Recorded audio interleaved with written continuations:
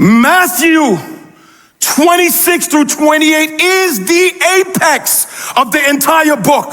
It is the beginning of Matthew's narrative about the cross and the resurrection and the greatest assignment God has given human beings, the Great Commission. These last 3 chapters in Matthew is the narrative of the final days of the life of Christ, his death, his burial, his resurrection, his Great Commission, his mission to you and I who calls ourselves followers.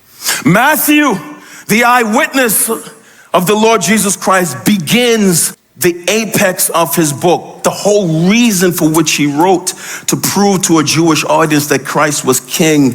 He begins his narrative of the end of the life of Christ with these words in Matthew chapter 26 and beginning in verse 1. When Jesus had finished all these sayings, he said to his disciples, you know that after 2 days, so it is Tuesday, Wednesday, Thursday, Friday, that after 2 days, the Passover is coming and the Son of Man will be delivered up to be crucified. So this is the beginning of Matthew's record of what he remembered Jesus said on that day, that in 2 days, the Lord will be crucified during the Passover.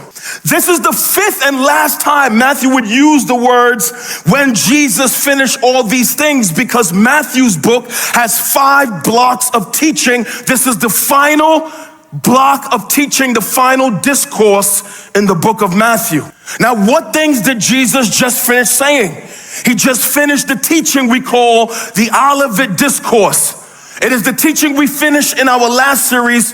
It is the Lord's teaching about the end times and his own second coming, things that could be possibly unfolding in the generation that you and I live. So after the Lord taught his followers about the things that were coming in the future, now he begins to teach them about the things that's coming in a few days. He taught them about what was coming in the end. Now he teaches them what's about to happen on a Friday.